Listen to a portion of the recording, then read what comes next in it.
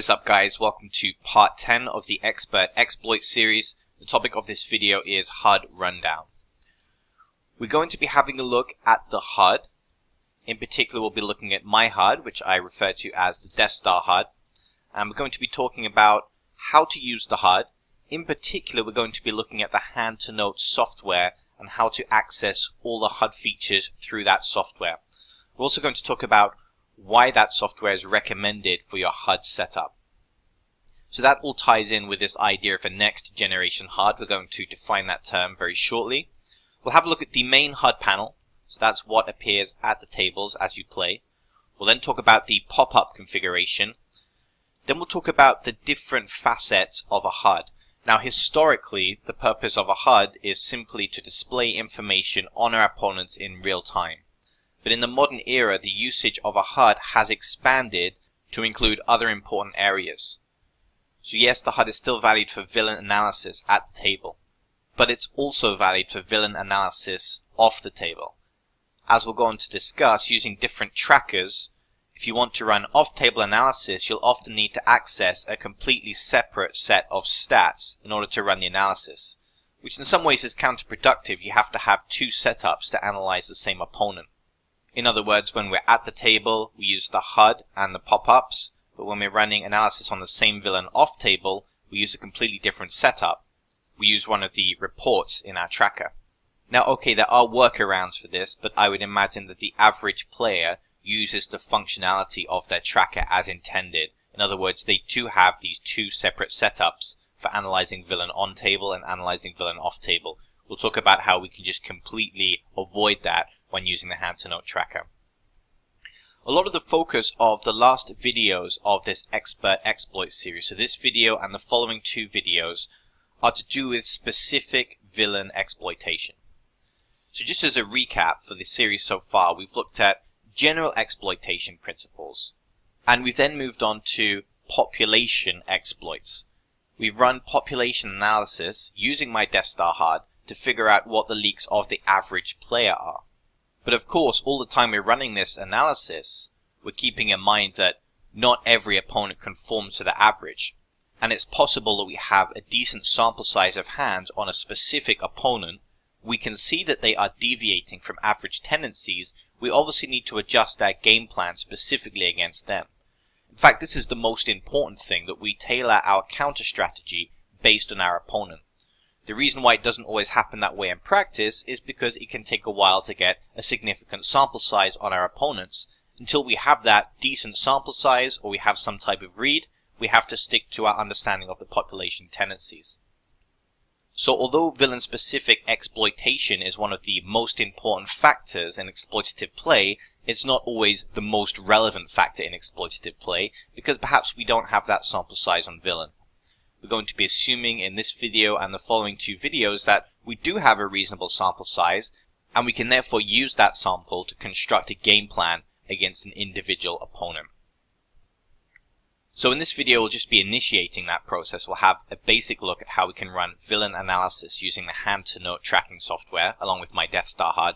But we're also going to have a look at the other factors of HUD usage. We'll have a look at self-analysis, i.e. how we can do a database review on ourselves using the HUD configuration rather than a selection of filters and reports. You can still do that in hand-to-note, by the way. You can still run reports with various filters. But seeing as we've invested so much time in building this really excellent stats package, we might as well use that to run the analysis rather than being counterproductive and having a completely separate set of tools for doing self-analysis. We'll then look how we can run population analysis. We'll see how we run it, but we've already seen it actually being run in many of the earlier videos in this series. So before we do that, let's just have a discussion on what we mean by next generation HUDs. Again, like many of the things that you might see in some of my videos, this is a completely made up expression. So if you're talking to another poker player and they don't know what next generation HUDs are, well, it might just be that is because they've never seen any of my content.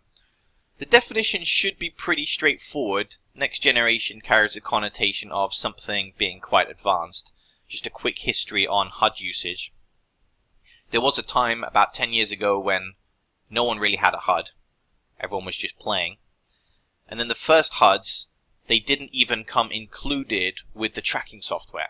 You actually had to have an additional script that ran alongside the tracking software to have a HUD running at the table. So at that point, most players didn't have a HUD. It was a lot of extra hassle to get the HUD working. So some players were beginning to track their stats, but that didn't automatically mean that they had a HUD up and running. During that time, when you look at the average HUD setup, many players had 3 or 4 stats on their HUD. Very common setup was VPIP, PFR, and 3-bet. Maybe VPIP, PFR, and aggression factor. Maybe all 4 of those stats, with especially advanced HUD users at the time. You get the idea, there weren't really many stats on the HUD. The way it progressed was players were adding more and more stats to the HUD, so you ended up with these guys who not only had 20 plus stats on their main HUD panel, but they also had a decent amount of configured stats in the pop-ups. Now that might sound like a modern HUD, but we're really still talking about over 5 years ago. Players had lots of stats on their main panel, and they had lots of stats in the pop-ups. So how have HUDs advanced since then? Well, the first adjustment is additional features. For example, heat maps, post-flop diagrams, and badges. So a heat map shows you a whole cards grid of the types of hands someone shows up with when they take a certain line. For example, our opponent 3-bets pre-flop. There's usually a heat map we can access that shows us historically all of the hands that they've 3-bet pre-flop in that spot. And of course you can configure that heat map however you want. It could be overall 3-bet, it could be 3-bet specifically from the big blind, whatever we like. Post-flop diagrams, same kind of idea but for post-flop play. So obviously in the context of post-flop play we can't just show a whole cards grid. Well, I suppose we could, but it wouldn't be that relevant because the strength of a hand now depends also on the flop texture, the turn card, etc. So the way a post-flop diagram will work is it will show the different types of hands that a player shows up with post-flop. Badges, these are small graphics that appear on the main HUD panel to indicate something specific about villain. I don't make use of badges in my Death Star HUD, but I did used to use badges in my Holder Manager 2 HUD. For example, I had a badge if someone was folding too often to continuation bets after they call a 3-bet. So without needing to access any pop-ups, if this specific badge appeared on my opponent, I would know that it might be a good target for me to 3-bet somewhat more aggressively against them because they are folding to a large amount of continuation bets post-flop. Now I'll just give you some quick examples of how this works. So we have here a villain taken from random in the database that I have right here. And what we can see over on the right hand side is an example of a heat map. So these are the hands that this player has open raised on the button. Or more specifically, they're the hands that he's open raised on the button and then reached showdown with. Because obviously the tracker has no way of knowing what someone open raised if they didn't reach showdown. The exception, of course, is if we're talking about hero. Because obviously if it's us, then the tracker knows which hands we have regardless of whether we reach showdown or not. One thing we'll notice about the heat map information is it's going to be more accurate for hero and less accurate for villains. Villains' heat maps are very often going to be slightly weighted towards strength. That's something to keep in mind. Because on average, the stronger hands are going to be more likely to reach showdown than the weaker hands. We can see if we use this tab system here that we can see a heat map from every position. So this is his small blind RFI range historically. And notice there's some gaps there. This is to do with sample size. We have about 85k hands on this villain. So obviously if he open raises ace-8 suited and ace-10 suited, he probably open raises ace-9 suited as well. He just didn't pick up that hand over the sample, or more specifically, he didn't reach showdown with that hand after open raising from the small blind.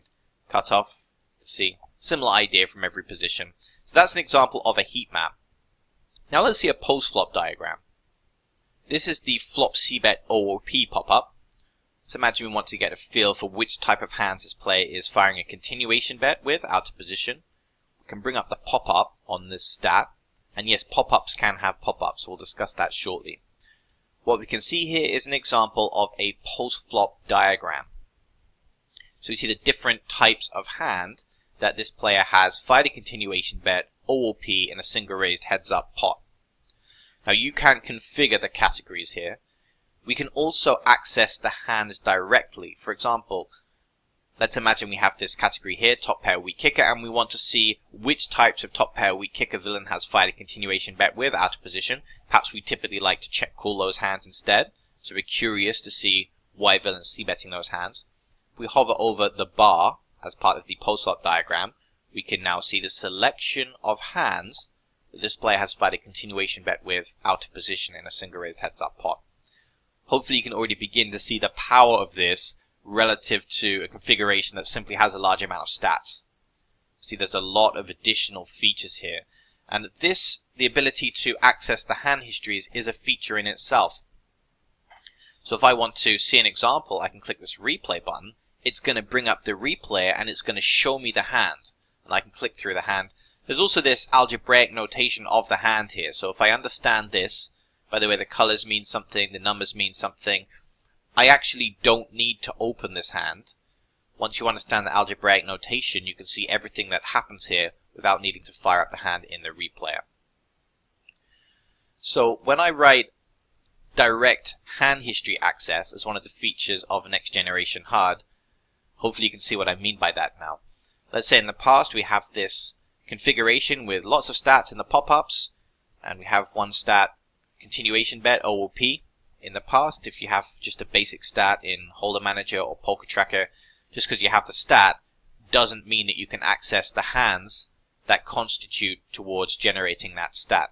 In fact, what you'd have to do is acknowledge what the stat is, then you'd have to jump over to the other side, i.e. the report side of the tracker, then you'd have to construct a filter which shows you the spots where villain fires a continuation bet out of position. We've managed to cut all of that extra work out because, as you've seen, all we needed to do was hover our pointer over the stat and we get access to the information, we get access to the hand histories. So hopefully just on that alone you can see there's a huge difference between the types of HUDs that the best players are using in the modern era compared to the HUDs that they were using 5 years ago. Here we have 3 additional features of hand to note. We have custom definitions, automatic definitions, and mass cloning. Now 2 of those features at the time of making this video are exclusive to hand to note. So the exclusive features are automatic definitions and mass cloning. So let's talk about custom definitions first of all. So in the past, when players were setting up these HUD configurations, perhaps even one of the ones with a large number of stats in the pop-ups, they would be using exclusively definitions given to them by the tracker. PT4 did actually have some custom configuration option, but it was somewhat difficult to use. You had to literally write the code for the stats, but you did technically have the option to create custom definition, and some players with the know-how did do that, but in general, players were using definitions provided by the tracker. Now at some point there came some additional software known as NoteCaddy, which initially you could integrate just with Holder Manager, but in more recent times you can now integrate NoteCaddy with Poker Tracker. And one of the features of NoteCaddy is it allows users to generate custom definitions.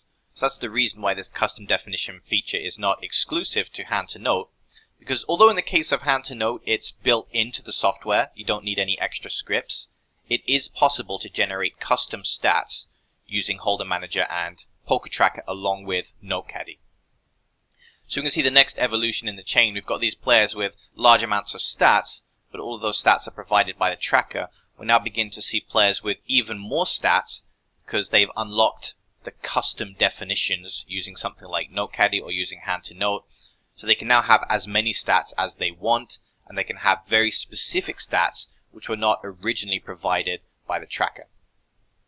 So really the evolution here is going in 2 directions. Yes, there's going to be more and more stats, but as time goes on, players using more and more specific stats. So for example, in the past you would have a stat, for example, fold to c-bet. Then the next version of that would be fold to c-bet in a single raised heads up pot. Then in modern HUDs we have things like fold to c-bet in a single raised heads up pot facing a 1/3 sizing, facing a half pot sizing, etc.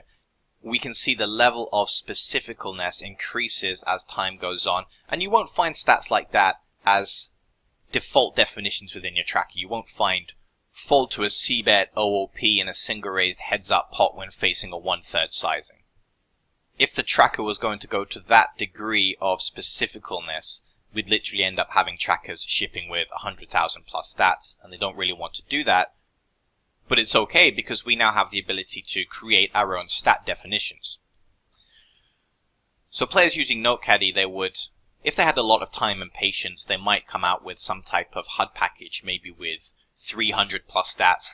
If they were especially dedicated, they might even have a package with 500 stats. But it took a very long time. Every single definition had to be coded individually. And this is where hand to note comes in. There's two key features. The first is automatic definition. So the way this works is, for every definition you create in hand to note automatically creates another 50 definitions or so. Let me just show you how that works. So here is the probe turn pop-up on the Death Star HUD. You can see this player is probing the turn 34% of the time. You'll probably know from earlier in the series that this is probably not a very good exploitative value. In terms of game theory, this value can be somewhat low, but this player is not playing exploitatively. We can see that straight away. Now if we bring up the pop-up, everything you see in this pop-up is auto-generated by hand to note. Yes, we can configure various aspects of the output, but these are all stats that are created on the basis of that one definition. In other words, we create this stat, probe turn, and then hand to note generates all of the information you see in this pop-up based on that one definition.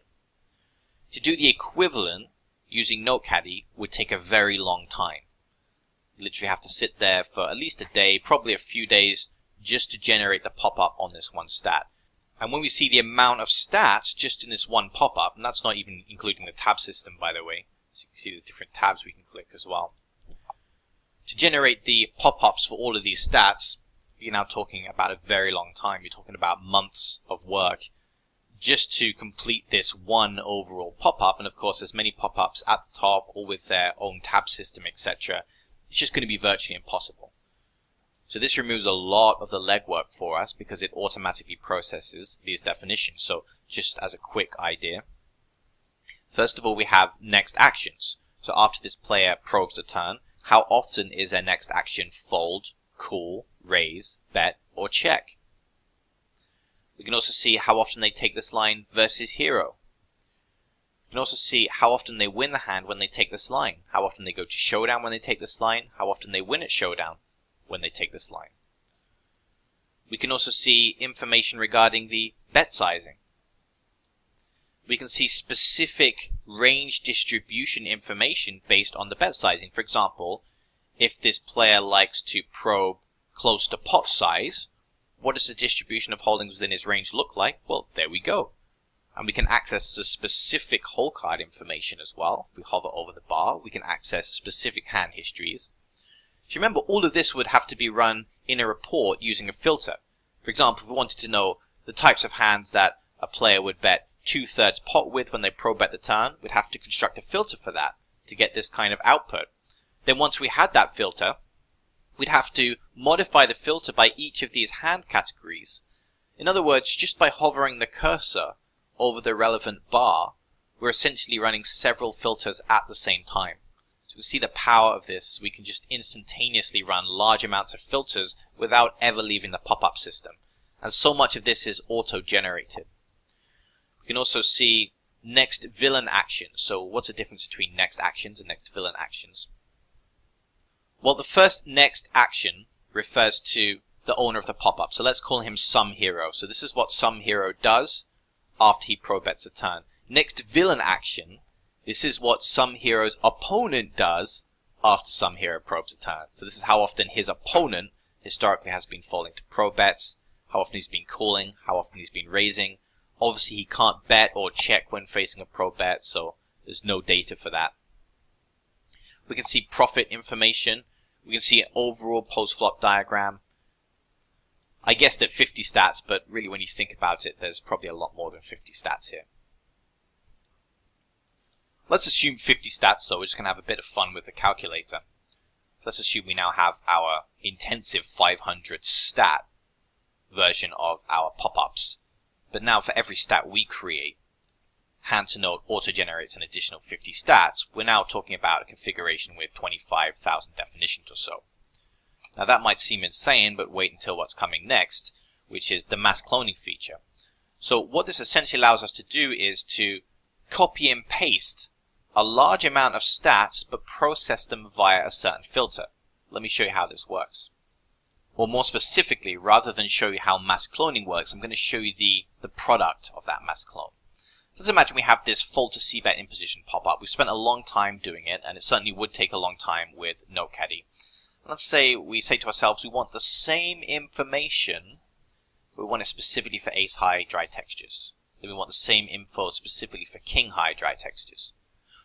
What you'd have to do with NoteCaddy, completely possible by the way, but you'd have to manually code every single one of these stats.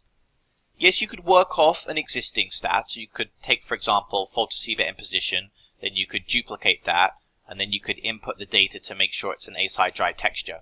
So you don't have to code the definition from scratch, but you still have to physically touch every single definition in order for it to be valid. So you have to take this stat, change the board texture to ace high, take the next stat, change the board texture to ace high. Unfortunately, because NoteCaddy is not as smooth as it should be, you might want to factor in a minute or so for each of the definitions. Suddenly, just to create one board texture, you're looking at maybe 60 minutes or so. Then to run through the other board textures, you can see suddenly this is a day's work to create this tab system. And then, of course, you have to go to fault to CBET OOP. You want to break that down by board texture.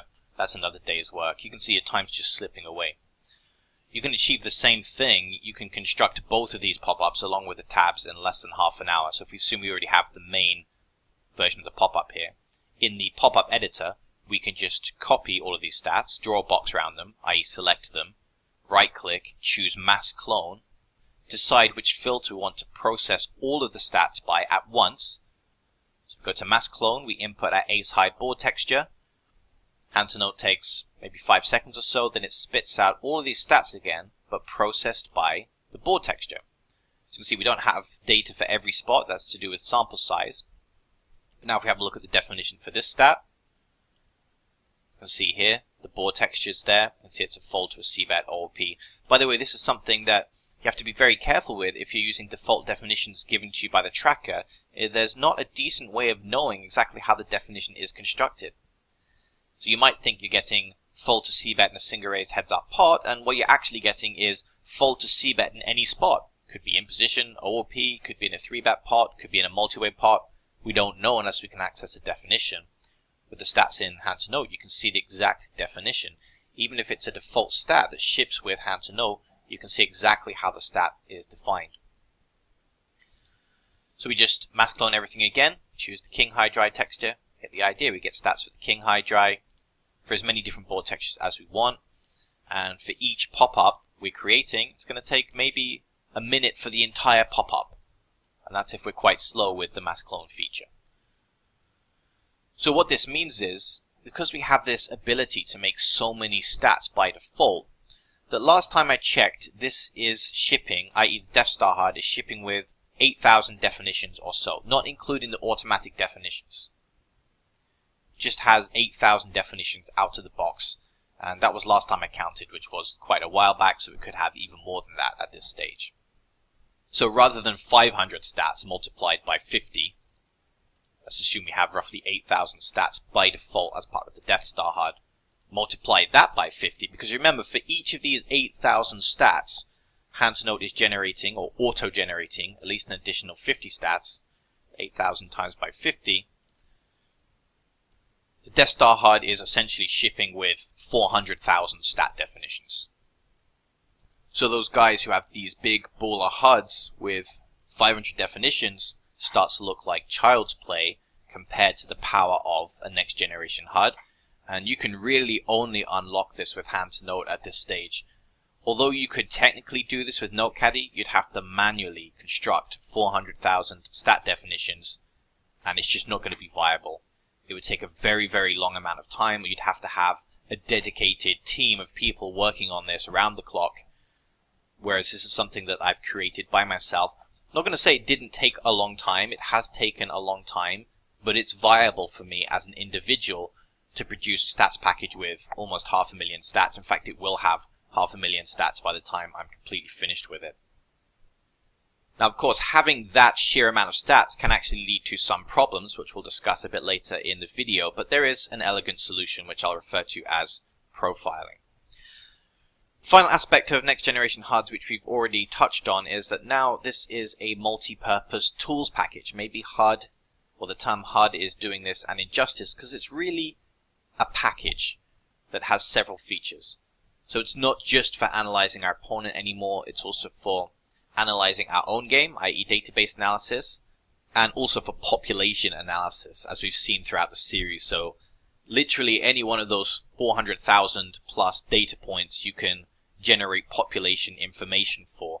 As you can see, we live in a very interesting time where we have more data than ever about the tendencies of the player pool. If you know how to use that information correctly, you will generate a big edge against your opponents.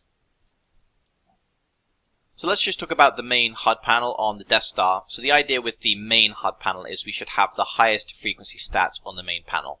So there will be a decent amount of information on the main panel, but the objective is not to make the main panel look like it's the control panel in a spaceship. I have seen guys with perhaps even 100 stats on the main panel, and sometimes their reasoning is, well, I don't like pop-ups very much. If I try and bring up the pop-ups, everything lags, so I have to put everything on the main panel. Probably not a very good idea to do that.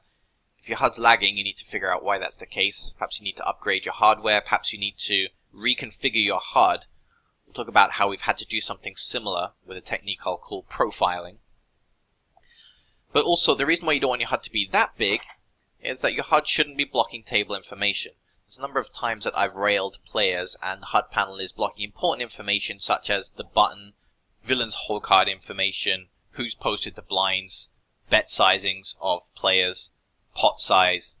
This is important information. You want to be able to see it without needing to constantly be arranging HUD panels. So if you've had the experience of every single time all the chips go in, you have to move a HUD panel to see villain's whole cards, that means that you haven't arranged your HUD panel very well, or your HUD panel is simply too big. So we can see here an example of my HUD panel.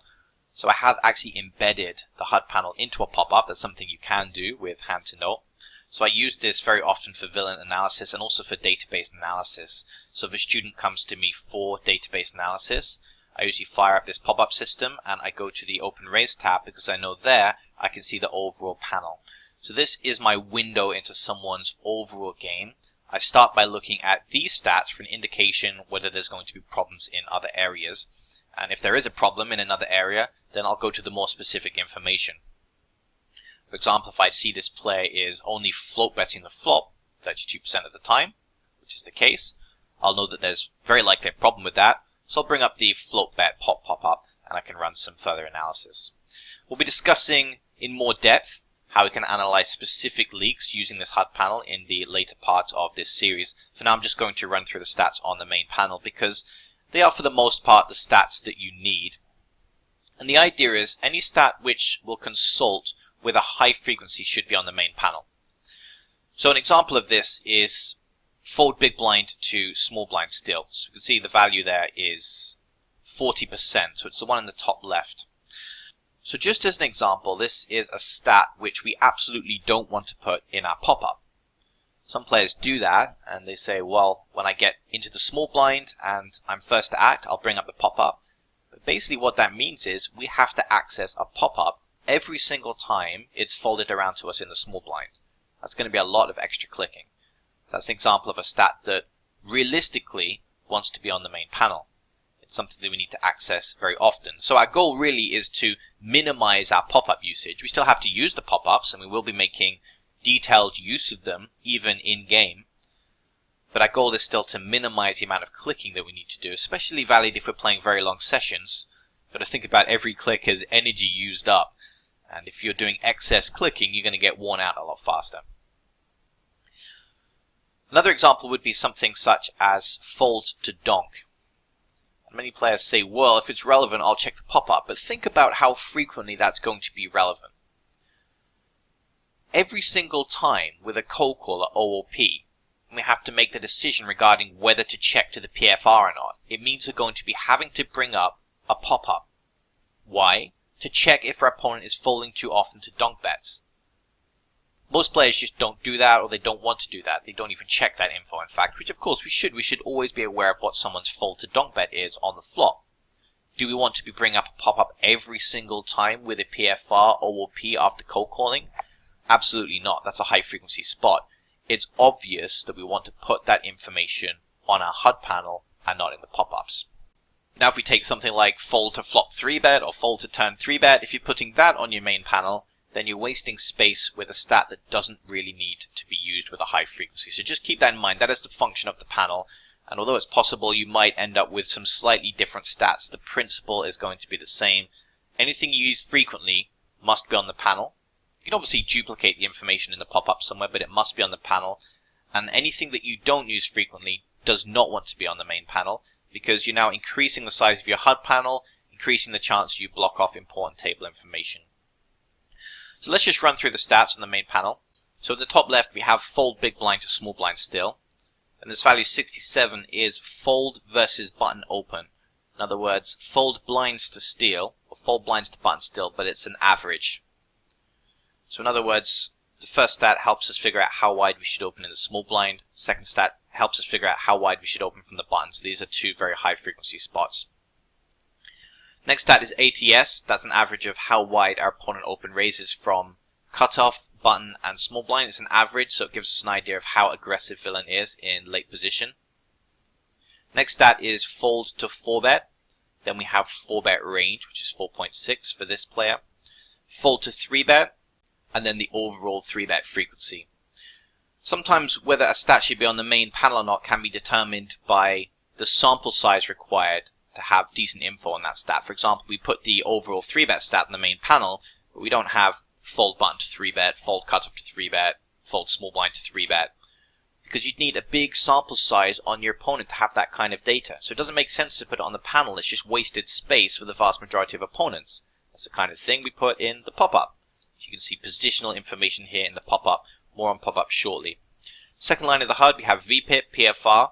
These are color-coded, so they can change based on the aggression levels of villain. So if he's very tight, they'll appear as orange. If he's loose, they'll be green. If he's quite aggro, they'll be cyan, etc. Cold cool in blue, 22%. So there's something not right with that, by the way. It should be about 13% for most players. We'll talk more about specific numbers in the next part of the series. Bright green, raise versus flop c-bet and single raise heads up pots. I made the decision to put single raise heads up pots mostly on the main panel for post flop. If I want multi-way information or I want 3-bet pot information, I'll bring up the pop-up for that. But single raised heads up pots are very likely the highest frequency scenario. That's why we put that data on the panel. And sometimes if you're using your default definitions with Holder Manager or Poker Tracker, you have to be very careful to verify which of these stats are actually heads up single raised pots, which of them include multi-way pots, which of them include 3-bet pots, etc. It's not always obvious from the stat definition. Next stat in dark green, we have fold flop c-bet to raise. By the way, I employ a very simple color-coded system here, which is, for the most part, aggression stats are in a bright, vivid color. For example, raising flop c-bets is in bright green, but folding stats, i.e. fold c-bet to raise, is in dark green. The next stat we have is fold turn c-bet to raise and single raise heads up pot, so that's 21. So there's definitely a problem with that stat as well. Then we have limp. Open limp specifically, because we're using this to try and identify recreational players, and of course regs might decide to limp behind or complete in the small blind. This is exclusively open limp from a position other than the small blind. You see the data in the pop-ups there. So next line we have continuation bet on the flop, turn, and river in single raised heads up pots. We then have fold to c-bet in position in single raised heads up pots on the flop, turn, and river. So one line is going to be in position and the other line is going to be out of position. One of the cool features of next generation HUDs is it's possible to make dynamic features of the HUD. So although you can see two lines on the panel here, so the top line of those cyan stats is in position, so c-bet in position, fold to c-bet in position by street. And the lower of the two lines is OOP, so we've got flop c-bet OOP on flop, turn, and river single raise heads up pots, and fold to c-bet OOP single raised heads up pots on flop, turn, and river. Only one of these two lines will appear on the HUD depending on the context. So if we're in position and our opponent is out of position, we're going to see the out of position data on villain. So when we see this fold to c-bet stat, it's automatically going to be displayed as out of position. That's something you can do with next generation HUDs as well, as you can have dynamic info that changes based on the setup. So I don't use that feature too much, because sometimes the feature might break on specific rooms or it might get disabled. For example, PokerStars has certain regulations now regarding what's acceptable and what's not. But I found this simple dynamic adjustment works on every room I've tried so far. So if villain's OOP, it shows one line of data on him. If he's in position, it shows the other line of data. The line at the end is specifically for 3-bet pots. So we have fold to c-bet in position in 3-bet pots and fold to c-bet OOP in 3-bet pots. So it can sometimes factor into our decision regarding whether to 3-bet pre-flop, is how often our opponent folds to continuation bets, or the type of range we use when 3-betting pre-flop might depend on villain's post-flop tendencies. Moving on, we have these dark yellow numbers, so you should know instantly, even if you've never seen my HUD before, that these are actually folding stats, because like we said, dark colors are folding stats. So here, we have fold to turn probe. We then have fold to follow-up bet after calling turn probe. So let's say villain checks back the flop instead of firing continuation bet. The first stat is how often he folds to the turn bet or the turn probe bet, 46. Then the next stat is how often he folds to the follow-up bet on the river after calling the turn probe. So this is basically 2-barrel information. That next stat is fold to delayed c-bet, also including follow-up information in the pop-ups, etc. We'll get to the pop-ups shortly. And then in the middle of the dark yellow and bright yellow stats, we have the donk bet flop, and then fold to donk bet. And of course, in the pop-ups, we break it down by different streets, etc. So this guy doesn't really donk bet too much. Bright yellow is basically the opposite of the dark yellow stats, so they're the aggression stats. This is how often villain probes the turn, 34%. How often he follows up on the river after probing the turn, 56%. By the way, another cool feature of next generation HUDs is that you can create definitions that are based around villain's hole card information. What that allows us to do is calculate a bluffing frequency when villain takes a certain line. So how often is villain bluffing when he follows up on the river? 11%. This is the kind of thing that you just cannot do using default definitions provided by the tracker.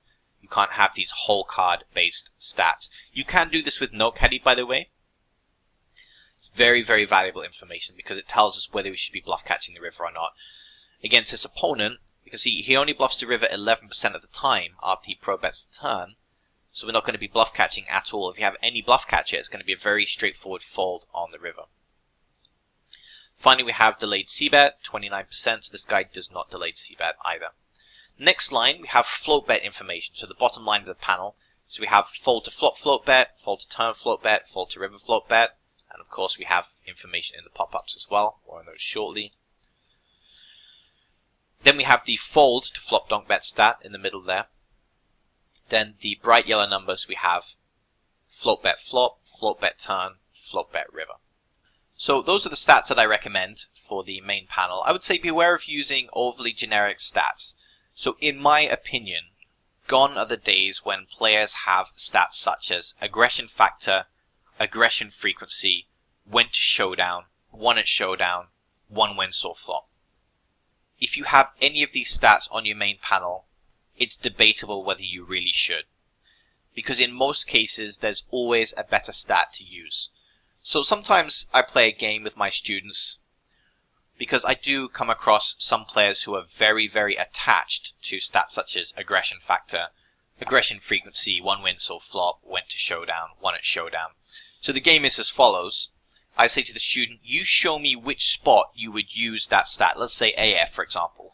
You show me a scenario where you would use AF to make your decision, and I'll tell you which stat you should be using in that spot. So let's just contrive a scenario where that might happen.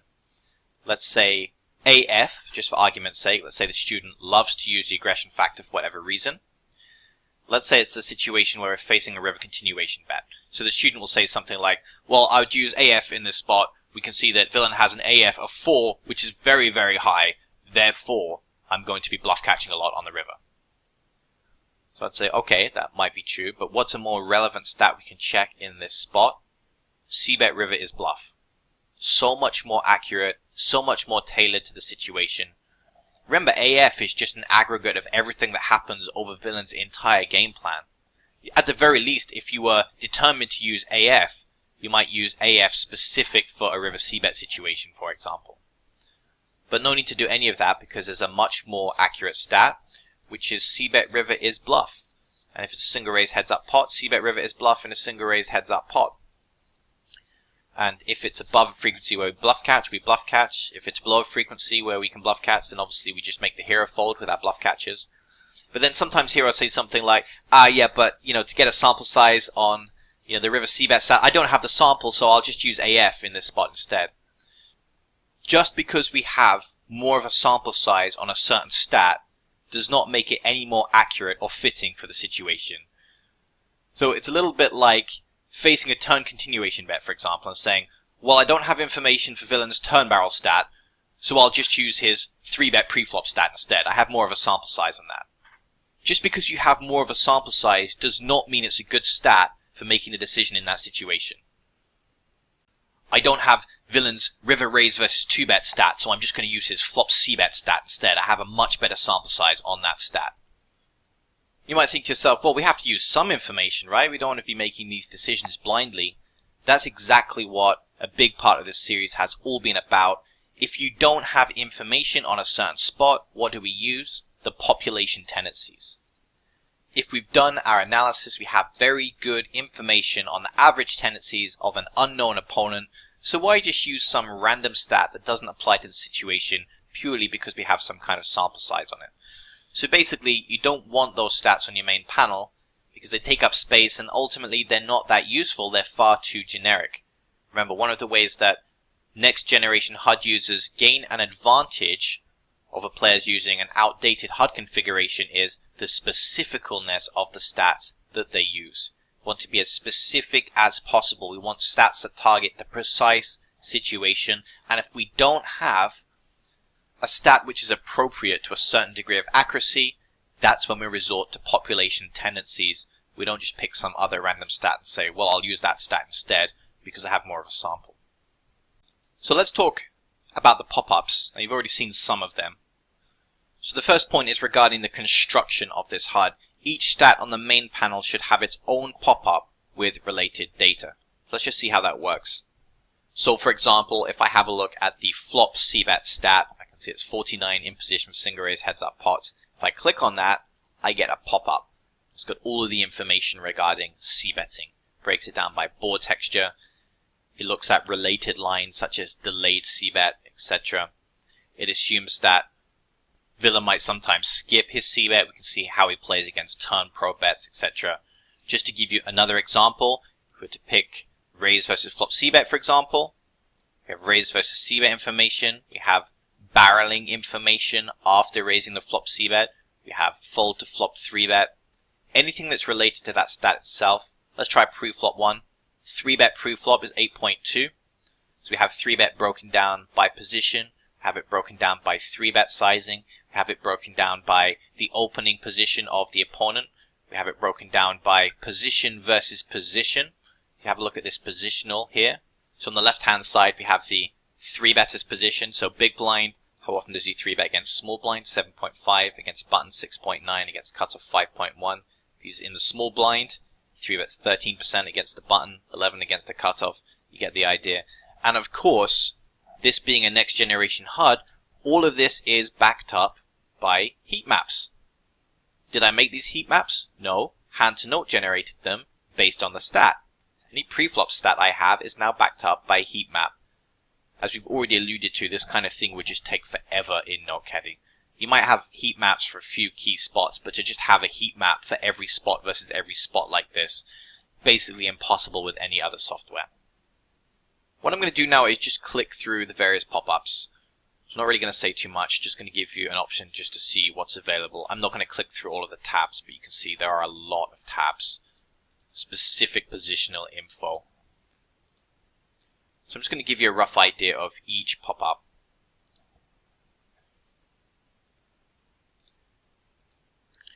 See, for example, 4-bet pots has an aggressor and a caller tab. Same for 3-bet pots as well. which we'll get to shortly. Fold to pre-flop 3-bet here. We have like 4-bet versus 5-bet versus squeeze, etc. 3-bet pre-flop. Some squeeze information there as well. VPIP and PFR, so we just have the open raise pop up over these, the ones with the whole cards grids on for the raise first in ranges. Cold call, we've already seen that one. Raise first flop c-bet, again with tab system here for the various board textures. Also for 3-bet and 4-bet pots. Fold flop c-bet to raise, again with the board textures there. Fold turn c-bet to raise. Same pop-up for some of them, which is completely fine. So for example, all of the c-bet stats have the same pop-up. All of the fold to c-bet stats have the same pop-up, etc. 3-bet pots pop-up. Again, broken down by board texture and broken down by villain is aggressor and villain is cooler. We have versus probe bets, broken down by different positions. Versus follow-up bets, so the same pop-up for those. Versus delayed c-bets. Donk bet, and again that's broken down by board texture. We also have probe turn and the follow-up bet, and that's broken down by some of the positions over on the right hand side. This is the fold to delayed c-bet. You can also access them through these tabs as well, so this is the delayed c-bet pop-up in 3-bet pots and 4-bet pots. It's just easier to see how they're attached to the main panel this way. So fold versus float bets. See, that's broken down by board texture and by position. Fold to donk. Some of the definitions need reprocessing, I would imagine, or it could just be that there's no sample. Float bet flop. So you've seen a basic idea. There may be some pop-ups we haven't seen. For example, there's a new pop-up, fold to turn. What this pop-up does is it shows turn tendencies given a certain flop sizing. So let's say, for example, we want to know how our opponent plays on the turn after calling a 1/3 c-bet, for example. You can see that kind of information. So that's a brand new pop-up. And there's more pop-ups coming all of the time. It's a work in progress. There's already, as we've mentioned, probably close to 400,000 total definitions, including the auto-generated definitions. But by the time I'm done with this, there'll be 500,000 plus total definitions, I would imagine. Now, on that topic, if you imagine that we're at the tables, there's 16 tables running, and for every villain on each of these tables, Hand to Note's trying to process 400,000 plus definitions. What's going to be the side effect? There's potentially going to be some lag. You might not be able to run this. So what we have to do is split our pop-ups into different profiles. So that's exactly what I've done. I'll show you how it works. This is one of the options menus in Hand to Note. So we have the full pop-up profile, which I refer to as the Death Star HUD. But then I have other profiles as well. For example, I have the Star Destroyer, which has a lot less stats in the pop-ups. And then I have the Tiderian Shuttle, which is a light version of the pop-ups. So for the Tiderian Shuttle, there's no tabs. There's only one pop-up for each stat. So there's no tab system whatsoever. What that allows us to do is to run a HUD lag-free for play at the tables while still having access to all of the stats which are going to converge quite quickly over a smaller sample size. So the idea is we use one profile for gaming at the tables, then we use the other profile for analysis. We use the big profile for population analysis, villain analysis off table, and then for in-game we use the Tiderian Shuttle or whichever profile we can run. If you have a really beastie machine, then you can think about running the Death Star HUD at the tables if you want to. But the idea is most of us are probably going to end up running the light profile for play at the tables. It's a very similar layout, it just doesn't have as many of the tabs. So I think it's definitely an advantage to have a custom HUD like the Death Star HUD, and that's because the stats have been configured by the user. You can also see the definitions of those stats. As I was saying earlier, sometimes with Holo Manager, although you can see the name of the definition, you don't really know what you're going to get. As we've also seen, pop-ups can have pop-ups. And I think that's something that you might not be able to do with Holo Manager or Poker Tracker just yet. You can see the feature integrates very seamlessly into Hand to Note, where a pop-up can just have any number of pop-ups. And right now, we're using the auto-generated pop-ups. You can also just add another pop-up into your pop-ups. So you can have a custom pop-up rather than the auto-generated pop-up within a pop-up. Also, we can have tabs. Again, that's something I'm not really sure if that works on Holo Manager or Poker Tracker just yet. but the way it expands the amount of definitions that we can display. As an example, let's just have a look at the float flop pop-up. Down the left hand side we have the board textures. But after specifying the board texture, it's possible to break it down even further by position, because it's essentially a layered tab system, where each of these tabs has tabs inside it, allows you to be very, very specific. For example, if I go to Queen to 10 high jewelry, and then let's say I select button, well, there's no sample on button, so let me try big blind. This stat here in the top left would be very specifically float flop in the big blind for single raised heads up pot on a Queen to 10 high jewelry texture. So if I hover my cursor over there, if there's any sample, we'll be able to see the hand. In this case, if the hand doesn't reach showdown, we won't be able to see the information on it. But what I'd ordinarily be able to do, especially if this was Heroes database, for example, I'd be able to see all of the hands that float bet the flop from the big blind in a single raised heads up pot when the board texture was Queen to 10 high jewelry. So that means the high cards are either Queen, Jack, or 10, and it's a connected texture. So it could be something like Queen 10, 7, 2-tone, for example. Okay, let's move on to villain-specific analysis. Hopefully we already have most of the information we need for this now. So on-table versus off-table analysis. So on-table analysis is we're actually playing at the tables. We're going to use some light HUD profile for that. But then off-table, we'll just use the full range of stats, assuming we have the sample size. And that's quite important as well. If you do just have 1,000 hands on villain, we're clearly not going to be spending a large amount of time analyzing float bet big blind in a single raise heads up pot when the board texture is Queen to 10 high jewelry. Doesn't make any sense. That's the kind of thing you might analyze if you had a very large sample on villain, or if we're running population analysis. In fact, even a stat that specific, I would say it's unlikely we're going to be using it for an individual villain, and more likely we're going to be using it for population analysis with a database of something like 10 million hands, in my opinion. So when we run villain analysis, we only want to be as specific as the sample size dictates.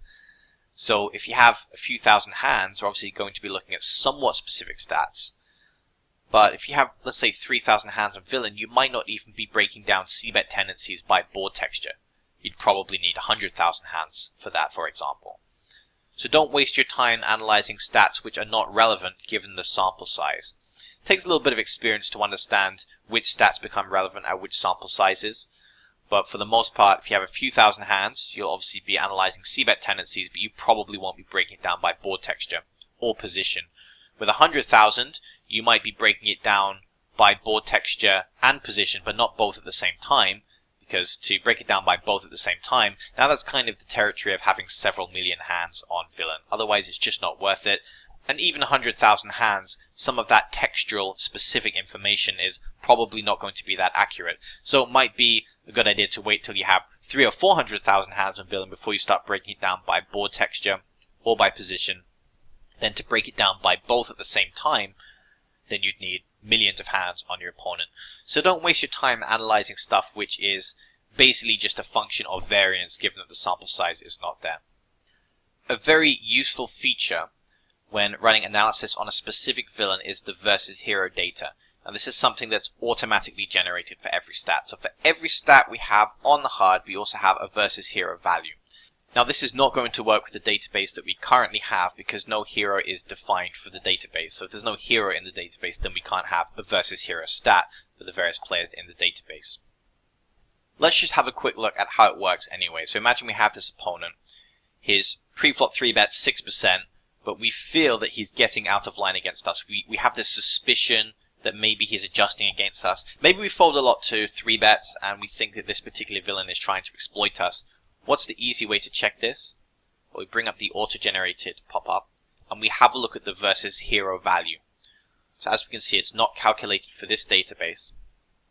The idea is simple. We look at the overall stat value, it's 6, and we look at the versus hero value. If the versus hero value is similar to the overall value, it basically means it's all in our head. Villain is not 3-betting against us more often, it just feels that way, but it's actually 3-betting against us with the same frequency as 3-betting against the population. Normally when these numbers are the same, i.e. for any stat, when the overall stat is same as the versus hero value, it's somewhat comforting to know that it basically means villain is not playing differently against us. He just has his strategy, he's using the same strategy against us. That means he either doesn't make any adjustments against anyone, or he's not aware of a specific exploit that he can use against us so far. Now, the problem occurs when we have a relevant sample size. So remember, these numbers are subject to variance as well, so make sure you've got a decent sample. When we see that the versus hero value is significantly different from the overall stat value, that means that villain is potentially exploiting us. He's recognized that we fold too much to 3-bets. He's now 3-betting more against us than he does against the population. So in that instance, we obviously don't want to use the main HUD panel value. So obviously this 6% is what it's going to say on the main panel. We don't want to use that value, we want to use the versus hero value in making our decisions. Okay, so that's villain analysis. We've just given a rough coverage of that. We'll see some more specific examples a bit later in the series. Self-analysis is very similar to villain analysis, certainly in the way that it works with hand-to-note. In the main hand-to-note window, we simply click on the screen name to bring up the pop-ups. So let's imagine this guy is villain. We just double-click. It brings up the pop-ups. We want to see the main panel. We go to the Open Raise tab, as we've discussed. Let's imagine hero is some hero. Exactly the same. Just double-click. We bring up the pop-ups. So remember how we were saying earlier with different trackers that we might need to go into some kind of report system. And by the way, the same thing exists in hand-to-note. You simply go to reports, and there's various reports we can run, and there's filters that we can add, but it makes little sense to use this filter system aside from a few very specific situations, and those specific situations are when we want to see a graphed representation of certain spots. But aside from that, there's no point using this, because why make a whole nother tools package when we have the ability to just double click on the screen name and see, as we discussed, 400,000 plus data points on our opponent. It doesn't make sense to use filters with just duplicating the work there. We could spend months creating some kind of complex filter system for hand-to-note, but it doesn't make sense when the pop-ups already run a wide range of different filters for us automatically without us needing to do any kind of work. So obviously for self-analysis, make sure you use the larger pop-ups profile, so the main Death Star profile in the case of my HUD, so you have access to all of the information, because generally speaking, unless you have data mined hands, your screen name is going to have the largest amount of information. So whatever the highest volume villain is in your database, you're going to have more hands on yourself than you will have on that villain. So you generally want to be using the larger pop-up profile to have a larger sample size. Make use of the maps and charts with showdown information. I'll just draw your attention to one feature, which are the skipped stats. Historically, HUD configurations don't have skipped stats, and the reason is pretty straightforward. Originally, a pop-up would only display frequency information. You wouldn't have access to these additional pop-ups over the stats. So for example, if we had this stat here, flop c-bet OP is 42. Now if I was a HUD creator, I could spend the time making a stat that says, how often does this player not c-bet the flop? But what's the point? We can just figure it out very, very straightforward. Unless we're very, very bad at arithmetic, we know that if this player c-bets 42%, he must skip his flop c-bet 58%. What's the point of having a stat for that? Now that's the old way of thinking, because if a stat is just a frequency, then let's not waste our time. Most of us can subtract 42 from 100. However, you'll notice that in the lower part of this window, we do in fact have the skip c-bet or p stat. So why do we have this stat here? Isn't it obvious? Well, the point is the pop-up. So we can now hover over this stat, and we can see the distribution of hands that didn't fire a continuation bet on the flop. In other words, this type of feature is solely designed for self-analysis, and in some cases villain analysis. So in the context of a traditional HUD, you don't need this stat here. If you just want frequency information on villain, you can ignore this, but seeing as this is essentially a multi-tools package, we have this here solely for the purpose of off-table analysis for ourselves or villain, whatever we're looking at. So now we can access all of the hands that skip the c-bet on the flop. For example, perhaps we have a strong hand, we want to figure out why this player did c-bet. So these are overpairs, for example. We can have a look at the replay. We can see an example where this player open raised but didn't fire a continuation bet with kings on a queen jack 7. Maybe we feel that that should be a c-bet there. We can open up the hand, we can run some analysis on it. Okay, finally moving on to population analysis. So we've seen exactly how this is used throughout the series so far. The goal is to develop default lines for use against the population, and obviously this is going to be the biggest sample size work we do. It's going to be the most hands because it's all the players in the database, so used with a huge sample size along with the largest pop-up profiles Deathstar HUD in this case. So just going to take a couple of minutes to show you how you run this in Hand to Note. You will need an Edge subscription for this, so this doesn't work on every single Hand to Note subscription. You have to get the most expensive one, unfortunately, but assuming you have the Edge subscription, you go to Range Research. There are different filters you can process the range research with, and what that allows us to do is analyze a subset of the population. For example, if we just wanted to see data on weak players, we could do that. We only wanted to see data on players with, let's say, an open limp stat of larger than 5%. It's possible to create an expression which takes into account a certain stat. It's only going to analyze players who fit the criteria. So this is an example of an expression string that I wrote. Won't talk too much about expression strings, slightly outside the scope of this video. But here's an example of an expression I wrote based on a stat. So the stat name is Weasel Open Limp. If it's larger than 5, a player gets processed for the purposes of population analysis. The basic type of range research, though, is just for all opponents with no expression string and no specification. And we simply click the Build button when we're ready. Now, in the past, I made the mistake of assuming that we had to go and create a pop-up to run analysis on. So I was doing this individually for each pop-up. What I realized is if we just click Build without specifying anything, it will build the data based around our pop-ups. Now, notice it says Rebuild here. That's because I've already built. But if you haven't built them yet, you just click the Build button. You wait a while, depends on the size of your database. And once it's processed, we go to the Result tab.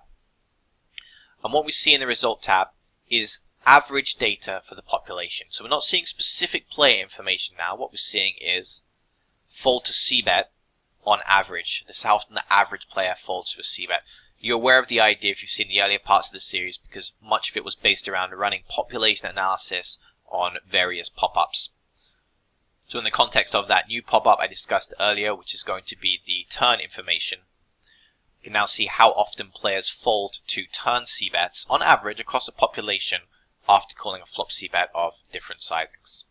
Am I going to show you these values? No, I'm not going to show you right now. I'm going to be pretty awkward about it and tell you that if you want to see the information in those tabs, then you're going to have a similar configuration to mine.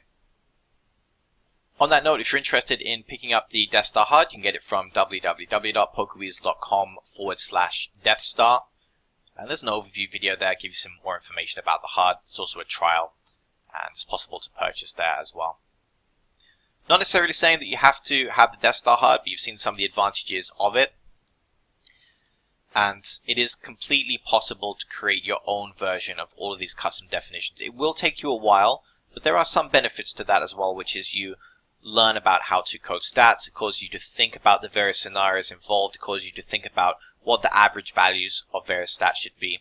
But if you're interested in the quick version and just getting a fully configured up and running HUD for the purposes of self-analysis, fill-in analysis, range research, i.e. population analysis, then the Deathstar HUD is available for purchase. Alright, that's it for this video. Thanks very much for watching. Catch you in the next part of the Expert Exploits series.